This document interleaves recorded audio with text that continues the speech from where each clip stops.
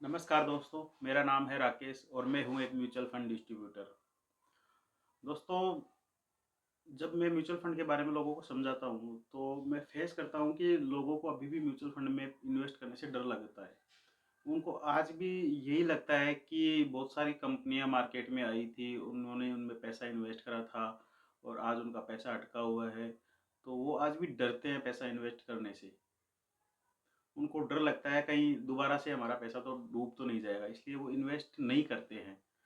तो मैं आज उनको समझाने जा रहा हूँ कि आपका पैसा सेफ है, लेकिन यदि आप ये सोचते हो कि मेरा पैसा कहीं कंपनी में डूब ना जाए, तो उसका भी एक सॉल्यूशन है कि आप ये तरीका अपनाओगे, तो आप बहुत ज़्यादा हद तक अपना पैसा बचा पाओगे।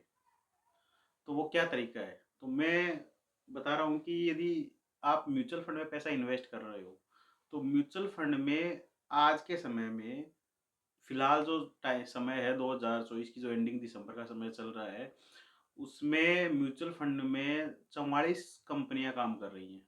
44 एसेट मैनेजमेंट कंपनियां काम कर रही हैं म्यूचुअल फंड में। तो अब वो कौन कौन सी 44 कंपनियां हैं, वो मैं आपको दिखाता हूँ। यहाँ पे आपको स्क्रीन पे दिख रहा होगा, ये 44 कंपनियां हैं जो म्यूचुअल फंड में काम कर रही हैं।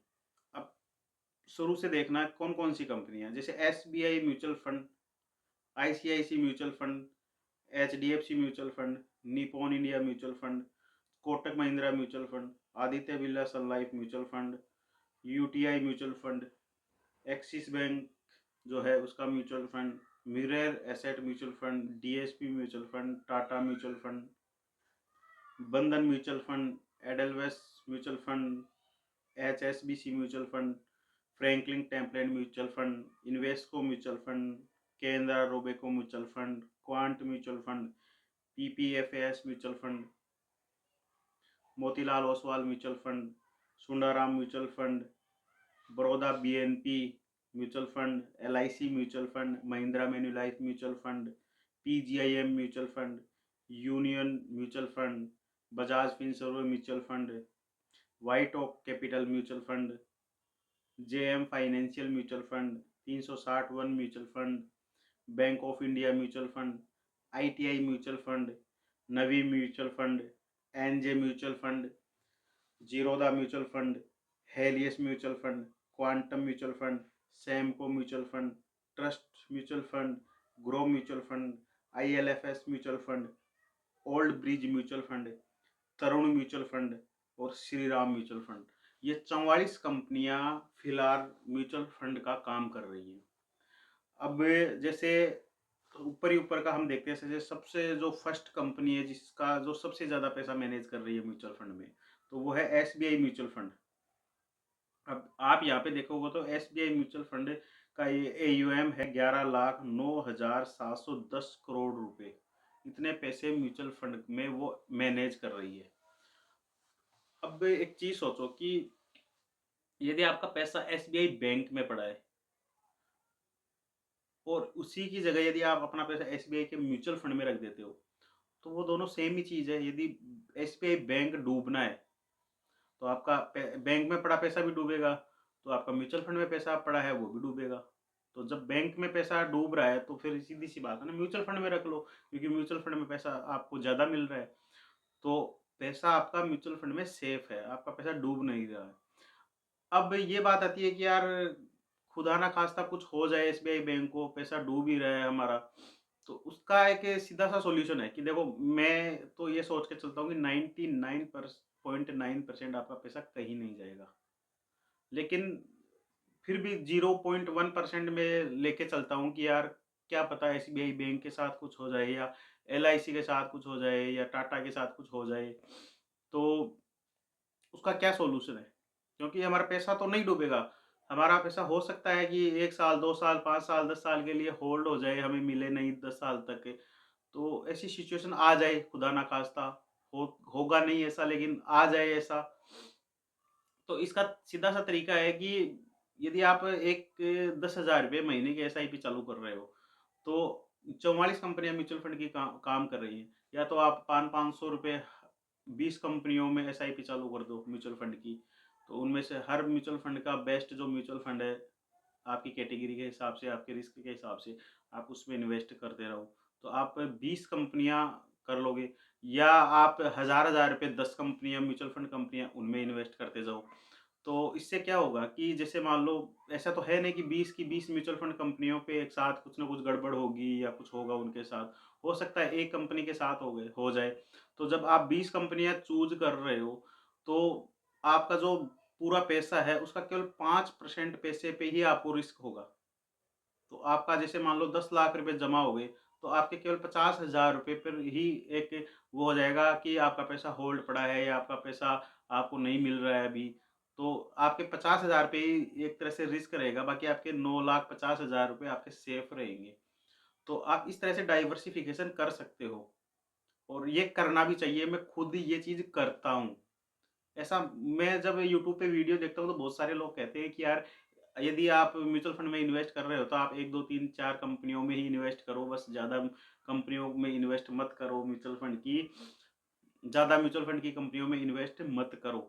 तो मुझे नहीं समझ में आता कि वो ऐसा क्यों बोलते हैं, जबकि मुझे जो खुद को समझ में आता है, मैं तो कम से कम 15-20 म्यूचुअल फंड कंपनियों में पैसा इन्वेस्ट करता हूँ। इसका सीधा-सा रीज़न यही है कि खुदा ना खास्ता कुछ ना कुछ कोई गड़बड़ किसी कंपनी में हो जाए, तो मेरा पैसा तो कम से कम सेफ रहेगा। मेरा 95% पैसा सेफ रहेगा। मेरा केवल 5% पैसा हो सकता है कि अटक जाए कुछ दिनों के लिए, वो भी मुझे मिल जाएगा बाद में।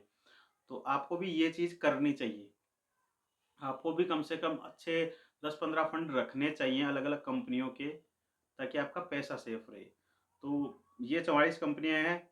आप इन सब 44 कंपनियों को देख सकते हो कि जैसे एसबीआई, आईसीआई, एचडीएफसी, सब ब्रांडेड कंपनियाँ हैं। कोई भी ऐसी फर्जी कंपनी नहीं है कि आपका पैसा लूट के भाग जाएँगी। सब सेबी से रजिस्टर्ड हैं। सब वो बाकायदा काम कर रही है मार्केट में। बाकायदा आप जैसे एसबीआई बैंक में पैसा डाल रहे हो, एक्सिस बैंक में डाल रहे हो, सेम वही चीज़ आप इसमें कर रहे हो। अब एक चीज़, राज की बात और बताता हूँ मैं। जैसे एसबीआई बैंक में आप पैसा डालते हो, तो क्या होता है कि एसबीआई बैंक या जितने भी बैंक हैं, उन वो एक इंश्योरेंस करवाते हैं अपने बैंक की, कि कल को हमारे बैंक के कुछ हो गया, तो हर जो अकाउंट होल्डर है जिसका पैसा बैंक में पड़ा है, उसको 5 लाख रुपए तक मिल सकते हैं।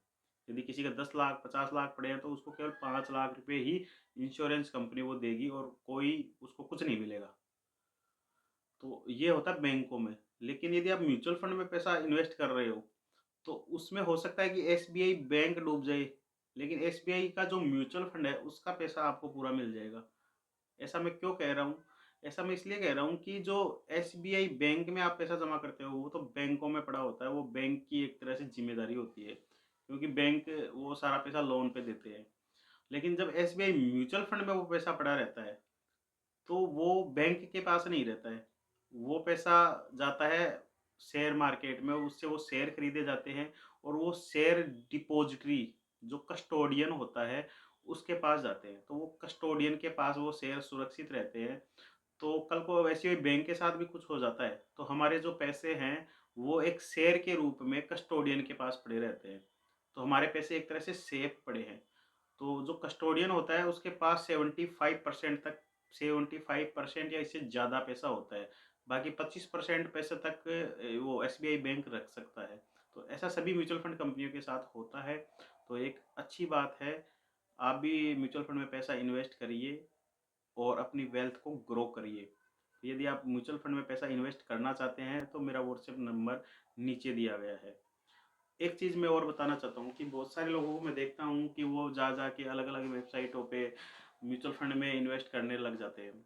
तो मेरा मानना है कि यार, आपको ऐसा नहीं करना चाहिए। ऐसे कहीं भी जाके आपको पैसा इन्वेस्ट नहीं करना चाहिए। क्योंकि पहली बात तो आपको नॉलेज चाहिए इसके लिए कि कौन-सा फंड चूज़ करना है, क्या है। इसके अलावा एक एक ऐसी चीज़ है जो आप सोचते ही नहीं हो। वो क्या चीज़ है कि जैसे मान लो कल को आपकी डेथ हो गई, जैसे आपने ग्रो पे जाके अपना अकाउंट बना लिया, उस पे इन्वेस्टमेंट करने लगे म्यूचुअल फंड में।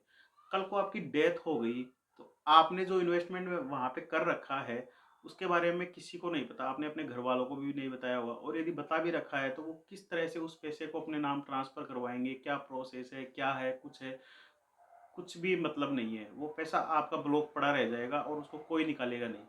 तो ऐसी वेबसाइटों पे जाके आप पैसा इन्वेस्ट मत करिए। आप एक किसी डिस्ट्रीब्यूटर को पकड़िए और उसके थ्रू अपना पैसा इन्वेस्ट करिए। ये ज़्यादा बेस्ट रहेगा, क्योंकि डिस्ट्रीब्यूटर की फिर जिम्मेदारी होती है कि आपको कल कुछ हो जाता है तो आपका वो सारा पैसा वो आपके घर वालों तक पहुंचाएगा। ठीक है, तो इन्वेस्ट करिए, अच्छी बात है, लेकिन सेफ तरीके से इन्वेस्ट करिए। तो अभी मेरा नीचे व्हाट्सएप नंबर दिया गया है, मुझे मैसेज करें और आज से ही अपना पैसा इन्वेस्ट करना शुरू करें। ठीक है, थैंक यू, धन्यवाद।